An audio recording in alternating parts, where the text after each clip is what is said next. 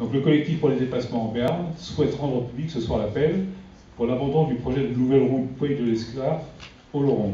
Cet appel a été signé par de nombreuses associations, organisations politiques, vous allez voir ici, diverses et élus qui s'opposent à ce projet de voie nouvelle. Vous pouvez voir sur l'écran et sur les panneaux extérieurs le texte intégral et la liste des signataires à ce jour.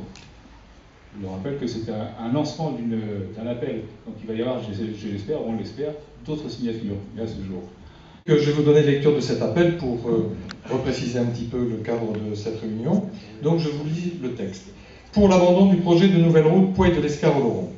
Les signataires de cet appel, associations, organisations syndicales et politiques, groupes constitués, collectifs de citoyens, élus, candidats aux élections législatives de 2012, affirment leur attachement à préserver le massif pyrénéen et son piémont des projets d'infrastructures de transport inutiles et inadaptés face aux défis énergétiques à venir, ruineux pour les contribuables et les usagers, dévastateurs pour l'environnement et destructeurs de terres agricoles. Cette nouvelle voie entre Pau et Oloron n'a pas de justification économique et n'améliorera ni les conditions de circulation sur la route actuelle, RN 134, ni les conditions de vie des habitants de ce territoire. C'est pourquoi nous demandons au Conseil général des Pyrénées-Atlantiques et aux collectivités territoriales l'arrêt immédiat du projet de nouvelle route dite Pau-Oloron, en réalité Puey de l'Esclave, Gabarne, Gurmançon. À l'État et au Conseil général en charge des liaisons routières de se mobiliser pour améliorer les liaisons existantes entre les bassins de vie d'Oloron au Béarn, de l'agglomération paloise et du bassin de Lac, RN 134, D9, D24 et autres. Au Conseil général et aux collectivités territoriales de contribuer, aux côtés du Conseil régional d'Aquitaine, aux travaux nécessaires à la réouverture de la ligne ferroviaire Pau-Canfranc dans les plus brefs délais. Les signataires s'engagent à agir individuellement et ou collectivement auprès de l'ensemble des décideurs de l'opinion publique pour faire aboutir ces exigences.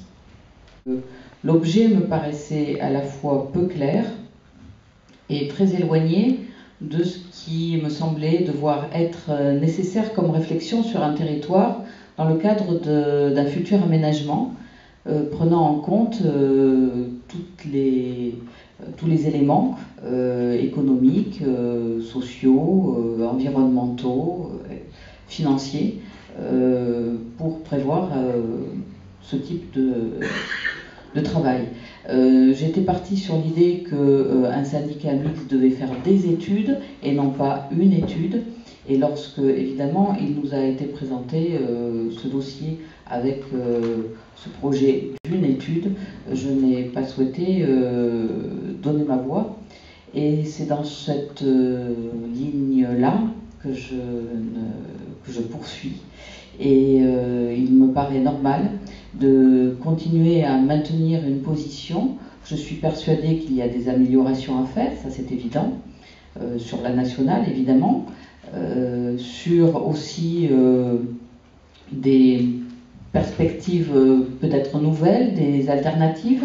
Je pense que, par exemple, une ligne de transport en commun en site propre entre Gand et Pau serait certainement une très bonne initiative, mais que l'agglomération paloise ne peut pas mener ce type de projet seul. Donc il faut que le Conseil général s'investisse là-dedans. C'est vrai que ça fait 30 ans que cette affaire dure, c'est vrai que ça fait 30 ans qu'il me semble que certains nombres de responsables politiques n'ont pas compris que la société avait changé, que les gens ont besoin, envie et droit à une information et à de la concertation.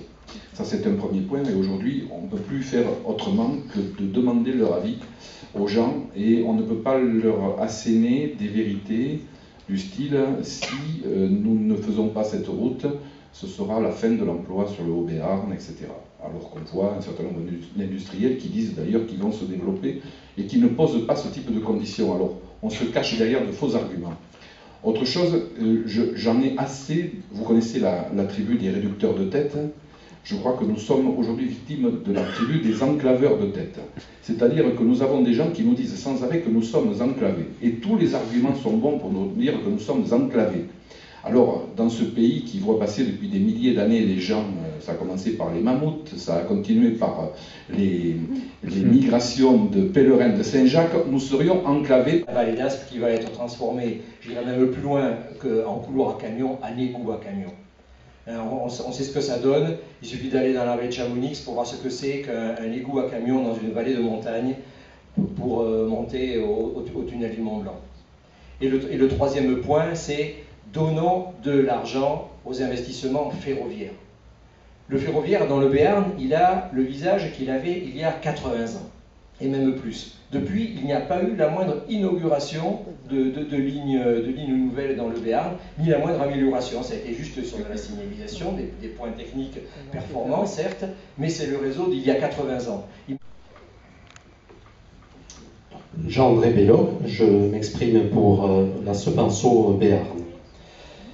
Prenant acte pour le projet considéré tel qu'il est présenté par le Conseil général de 4 points majeurs. Premièrement, qu'il consiste à reprendre l'ancien projet de liaison autoroutière A650, dit axe E7, pourtant abandonné en 2008 par l'État, sous la tutelle de Jean-Louis Borloo, dans le cadre du Grenelle.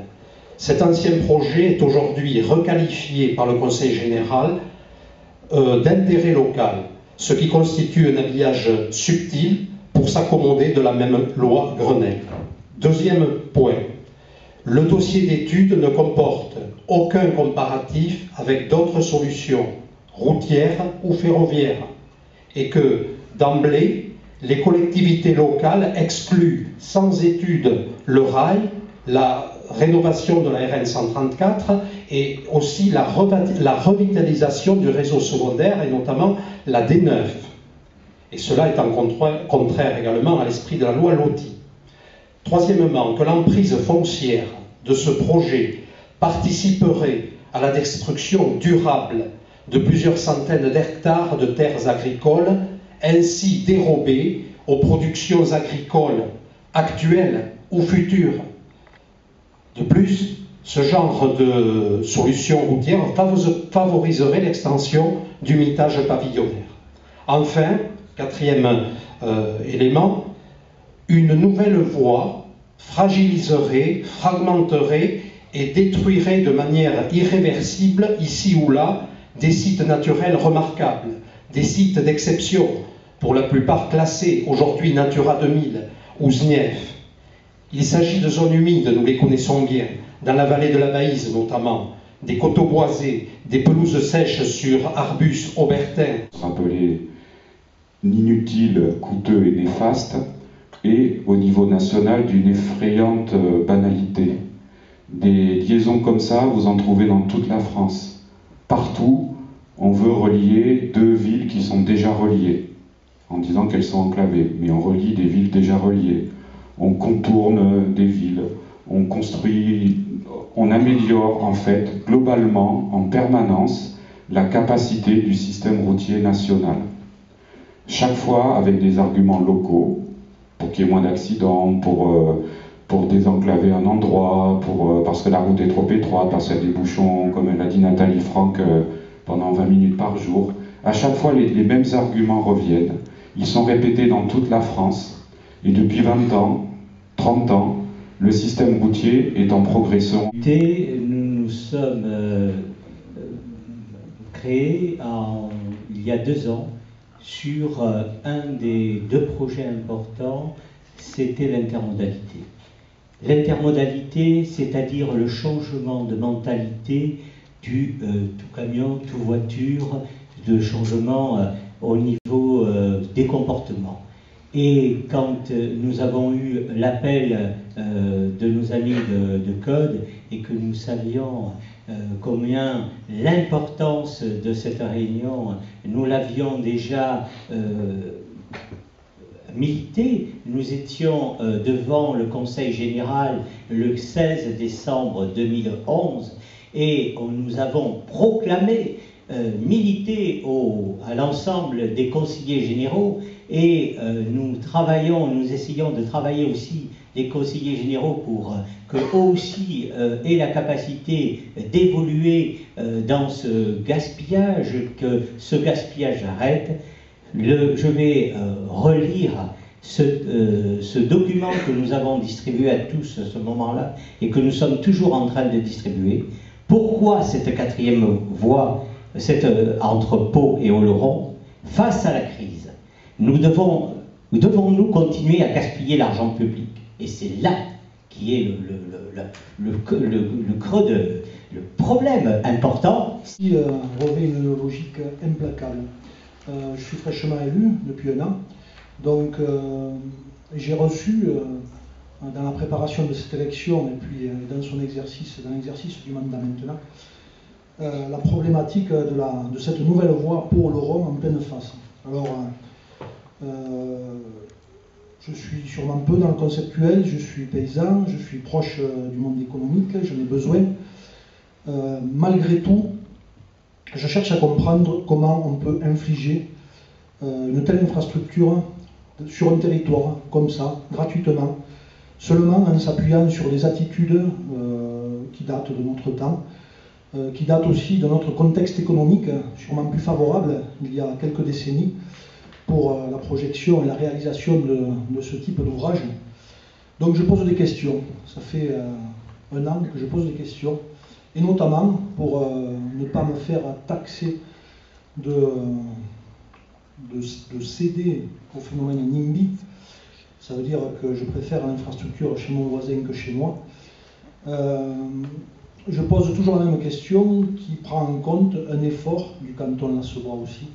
C'est si on pouvait faire autrement que pour favoriser ou pour mettre en sécurité, parce que pour moi ça ne peut aussi ne pas dépasser cette notion-là, eh bien, la circulation routière entre Pau et Oloron. Je ne suis pas encore dans l'axe 7, je ne crois pas trop. S'est prononcé contre les statuts du syndicat mixte et qui depuis soit a voté contre les budgets de la communauté de communes, soit n'a pas participé au vote du fait que des sommes commençaient à être engagées précisément pour le syndicat mixte. Alors 3 élus, ça ne fait pas beaucoup, et s'ils sont actifs, c'est pas mal. Et je dois dire d'ailleurs que ce vote majoritaire dans notre sens a été effectué sans aucun débat, comme s'il s'imposait de fait que Oloron est enclavé, on a déjà entendu le terme, et que donc si on en croit le député d'Oloron, l'union sacrée doit conduire à mettre fin à cet enclavement et donc à construire cette route et permettre que le tunnel d'altitude qui a été construit serve à quelque chose, mais la vallée d'Aspe restant la vallée d'Aspe et le verrou du Portalet, bien sûr, restant ce qu'il est, il est bien évident qu'il demeure quand même de vrais problèmes. Alors, souvent on parle de la Pau-Oloron, d'ailleurs j'ai entendu dans la présentation qu'on a eu soin de dire la Pau-Oloron, en fait c'est la Poye de l'Escar, Oloron ou Gurmançon, selon la manière dont on en parle. Et pour ce qui me concerne, les élus d'Oloron, la première raison qui nous a conduit, ce n'est pas forcément la première, la plus importante, parce qu'il y en a d'autres, je vais les décliner, mais la première qui est de bon sens, d'être opposé à cette nouvelle voie, c'est de dire que pour nous, nous sommes pour la Pau-Oloron, et la Pau-Oloron, c'est la nationale 134. Voilà. Et il s'avère de plus en plus, et on voit bien qu'il y a une très large mobilisation dans les associations à Oloron, les collectifs d'associations, qui commencent à se manifester de plus en plus fortement pour obtenir de vrais travaux de reconfiguration et pas simplement une sécurisation, couper quelques virages au niveau de la 134. Et au moment où on est sur un projet de nouvelle route qui se fera ou peut-être ne se fera pas, et on va essayer qu'il ne se fasse pas, mais y compris du fait de son coût, de la période, enfin je ne reviens pas à ce qui a été dit, rien ne garantit que ça soit fait, sauf que, en attendant, ça permet à l'État de se défausser totalement sur la 134, compte tenu qu'il n'y aura pas les deux, et puisqu'on nous promet quelque chose de merveilleux qui réglera le problème entre Pau et Oloron, pourquoi faire quelque chose de sérieux sur la 134 ? Voilà. Donc, ça c'est la première raison. Nous sommes à Oloron plus asphyxiés qu'enclavés. Et demeurent des problèmes que nous ne balayons pas d'un revers de main, le problème du contournement d'Oloron. Nouvelle route ou pas. Nouvelle route, bien sûr, si elle devait se faire sans contournement d'Oloron, il est évident que là, Oloron n'existe plus.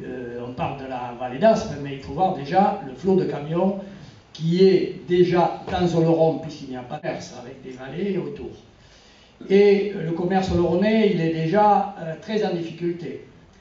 Et quand on parle d'aspiration à camion, je peux craindre aussi, et les commerçants l'ont compris, que l'aspiration commerciale se ferait dans le sens de Oloron vers Pau, et pas des Palois qui viendraient faire leurs courses à la rue Louis Barthou à Oloron. Quand on sait que la nouvelle loi arriverait pas loin de l'Escar-Soleil, et ça, les commerçants l'ont bien compris. D'ailleurs, tous les exemples dans le pays, partout, l'aspiration se fait dans le sens de la ville la plus petite vers la cité la plus importante, c'est évident, et ça serait une catastrophe pour Oloron. Je pense aux commerçants, mais pas qu'aux commerçants, parce qu'à partir du moment où des services de proximité, y compris les commerces, sont en difficulté et disparaissent, ce sont les citoyens, les habitants des vallées qui, à un moment donné, sont quand même en grande difficulté, et c'est la désertification qui nourrit la désertification. Qu'il ne faudrait pas qu'en voulant contourner, on détourne en fait d'Oloron, et que Oloron soit un point sur une carte, peut-être désenclavé, mais où personne ne viendrait plus, si ce n'est les marcheurs de Saint-Jacques-de-Compostelle qui, eux, n'ont pas besoin de la nouvelle route. Voilà. Dans l'élection législative où je serai candidat, je serai de ceux, et pas de seuls, mais je serai de ceux, à gauche en tout cas, et pas le seul à gauche, à porter l'exigence d'une planification écologique, d'une transition énergétique, et cette transition énergétique, elle doit prendre en compte le fait que, effectivement, la raréfaction du pétrole doit nous conduire à vivre l'avenir, pas forcément moins bien, mais mieux si on le vit en solidarité. En revenant, j'ai entendu tout ce que j'ai entendu, même de mon voisin de droite, je parle dans sa position, je ne me permettrai pas de dire que je partage ce qu'il dit au niveau du Conseil général, ou mon amie Nathalie, puisque je n'y siège pas. Je n'y siège pas, donc je ne peux pas. Par contre, rien de ce que j'ai entendu dans leur bouche, dans la bouche d'autres auditeurs, ne me disent beaucoup de progrès, ils ne prennent pas comme ça, pour du pain béni, ce qu'on affirme à leur place. Nous allons travailler à cela sur cette question de la route et sur les autres, et je pense que nous enregistrerons très rapidement une expression encore beaucoup plus soutenue, beaucoup plus large, d'opposition des citoyens à ce projet, je l'ai dit, qui est dévastateur, qui est inutile, qui est coûteux et qui serait, je mesure mes mots, dangereux pour Oloron s'il était maintenu dans le contexte actuel. De dire des choses différentes, mais on va essayer. Alors, Daniel Sango, je représente une association d'usagers. C'est bien un petit peu, un peu spécial, hein, puisqu'il peut y avoir des usagers qui peuvent être contre une route. Bizarre. Bon, notre association a commencé à fonctionner sur d'ailleurs une autre route qui va peut-être se construire et qui est encore un exploit du Conseil général, qui est le Auban de Sauvagnon, c'est-à-dire une route qui ne sert à rien et qui traverse la plaine agricole de Sauvagnon. Les chiffres de fréquentation, les choses sont d'une grande simplicité et d'une grande clarté. Alors évidemment, il faut aller faire l'effort d'aller prendre les chiffres là où ils sont, les vrais chiffres, c'est-à-dire dans la gestion de la RN 134. C'est une cellule qui se trouve à Escou, c'est ce que j'ai fait. Donc les chiffres de la Pau-Oloron, ils sont très simples. C'est 8000 véhicules au jour sur toute la partie médiane, 18 000 sur la partie entrée-Jurançon et 11 500 sur l'entrée Oloron. Donc il y a aujourd'hui un maximum de 8000 personnes qui font le trajet entre Oloron et Pau. Ce n'est rien d'extraordinaire en termes de flux dans une route normale. Absolument rien. Deuxième point très important, comment évolue ce flux dans le temps? Quand on regarde les comptages sur les 7 dernières années, le flux est stable, que ce soit à l'entrée de Pau, à l'entrée d'Oloron ou à Bel-Air. Le flux est stable. Quand on regarde l'évolution des flux automobiles en France, chiffre officiel du ministère de l'écologie et des transports, les flux sont stables depuis 2001. Il y a une petite montée en 2003 et puis ça redescend, c'est stable. Personne ici ne va croire que les flux automobiles vont augmenter d'une manière significative. Donc, chaque fois qu'il y a des politiques qui me parlent de ça et qui veulent faire des liaisons avec Saragosse, parce que vivre avec Saragosse, ça va changer la vie de Pau, je leur dis, mais attendez, regardez, on a Tarbes à côté, il y a 30 bornes, il y a une autoroute, on se touche presque. Quelles sont les synergies que nous avons mises en place entre les deux agglomérations? Aucune. Aucune. Donc comment voulez-vous viser des synergies avec Saragosse? Il ne faut pas rêver. Il ne faut pas rêver. Voilà. Alors on peut effectivement penser que goudronner, c'est goudronner. On pourra peut-être y faire passer les camions espagnols, mais c'est faux aussi. Parce que les camions espagnols, ils seront confrontés à la même problématique que les camionneurs français. Le prix du brut, il va se multiplier par 1, 5, 2 peut-être. Et forcément, ils seront bien obligés d'aller chercher autre chose que de transporter les marchandises par le camion. Voilà, donc cette route, pour nous, elle est complètement stupide.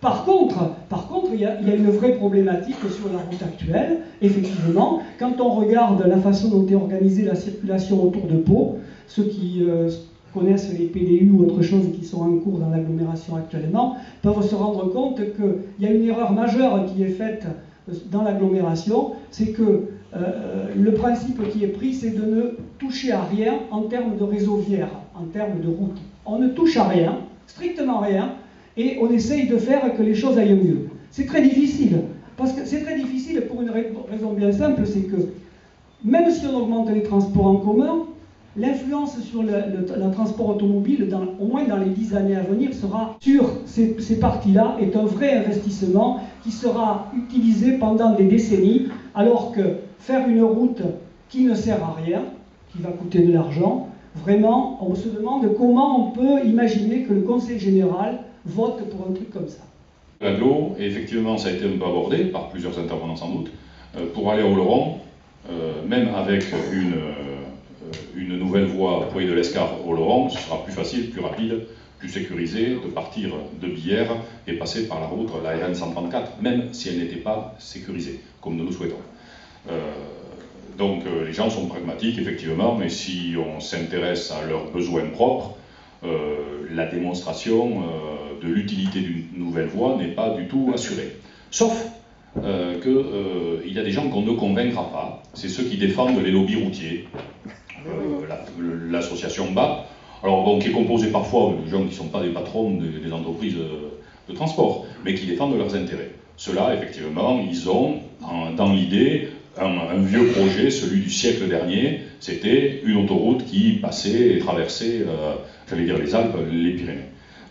Bon, la démonstration a été faite en plus, si c'est gratuit, si c'est pas gratuit, c'est un péage. Il y a même des gens qui habitent à l'Escar ou à Pouey de l'Escar, qui viendront par Billère, traverseront la voie parce qu'ils éviteront de payer un péage. Bon, tout a été dit. Moi, j'adhère, comme de nombreux élus ou de nombreux citoyens, à tous les arguments de Code Béarn. Tous les arguments, qu'ils soient sociaux, économiques, développement économique, environnementaux, etc. Tous ces arguments-là ont été discutés collectivement et il y a un large arc-en-ciel, et la démonstration est faite aujourd'hui encore, un arc-en-ciel de personnes différentes, de différentes obédiences politiques qui disent non. Nous n'avons pas eu le débat, un vrai débat tel qu'on le souhaite, dans les instances.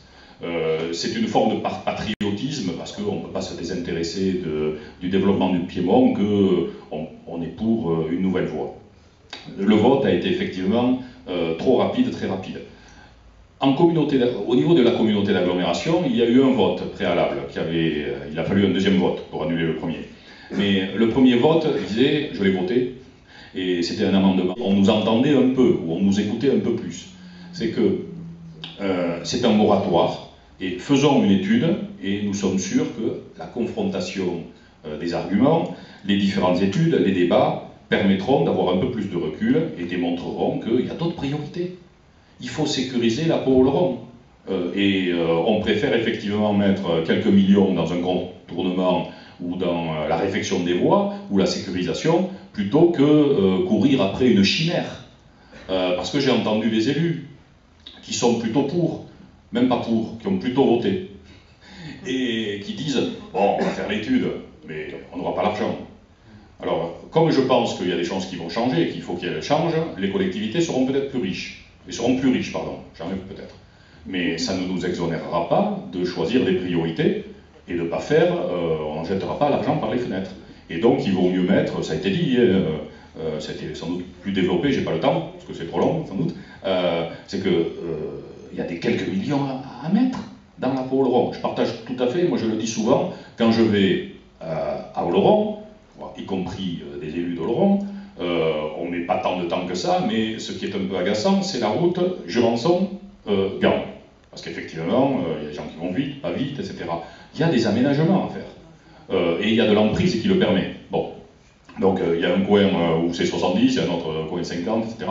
Bon, il y a des aménagements comme ça. Et le diable est dans les détails, et on peut effectivement améliorer les conditions, et très rapidement, pour des sommes ridiculement basses, en comparaison aux, je dis, 400 millions, hein, parce qu'il y a toujours des dépassements. Hein. Alors bon, vous disiez 500, mais bon, 400, on ne peut pas trop nous contester, mais 400 millions, il vaut mieux effectivement construire 10 collèges et faire d'autres investissements et participer à la réfection des routes qui en ont bien besoin. Oui, mais ça, c'est pas la compétence du Conseil général, mais aussi, il y a le ferroviaire. Mais l'argument qui nous est opposé, c'est qu'on ne pourra pas déporter, reporter tous les automobilistes des voitures sur le rail. Certes, mais il y aura d'autres usages à la voiture, ça a été démontré souvent, et puis tout le monde, nous tous intervenons là-dessus, mais je tiens à le souligner, c'est que nos habitudes, avec la rareté du pétrole ou bien le coût des déplacements, eh bien, les citoyens se comporteront autrement, mais surtout les camions devront... on doit se poser effectivement la question de la production locale et de la production par région, et éviter que, pour faire des allumettes, on coupe du bois en Norvège, qu'on envoie ce bois-là au Portugal pour qu'on craque les allumettes, je sais pas, et des charges auxquelles on participerait aussi, que l'on contrôlerait, et qui démontrerait facilement, ça a été dit par Robert, c'est que l'aéronautique à Messier, ils n'ont pas besoin de gagner 10 minutes pour transporter un train d'atterrissage. Ils ont besoin de personnes qualifiées, formées, et d'avoir des infrastructures qui permettent aux gens de vivre dans... quand je parle d'infrastructure, c'est aussi des équipements, des collèges, des équipements culturels, etc. Donc, d'ailleurs, ceux-là ne montent pas au créneau. Hein. L'INT, il y a autre chose à faire, le directeur, hein, comme celui de Messier. Donc, on leur prête des propos, et nous avons contacté des gens qui sont dans ces usines, qui représentent les syndicats, et qui ont des études économiques. Il y a un bilan dans ces grosses entreprises, un bilan annuel. Mais le bilan, alors on ne peut pas se substituer aux syndicats, on ne va pas leur dire ce qu'il faut faire, mais il y a des études économiques qui démontrent que le développement de ces entreprises, l'emploi dans ces entreprises, ne dépend pas de quelques kilomètres de bitume. Ça dépend effectivement de toute une série de facteurs, d'abord des marchés, de la vitalité de l'entreprise, de sa technicité, etc. etc. Bon. Donc, faisons une étude économique, elle démontrera l'innocuité de ce projet, et faisons plutôt très rapidement la sécurisation de la voie, de la vraie Pau-Oloron, celle qui existe déjà.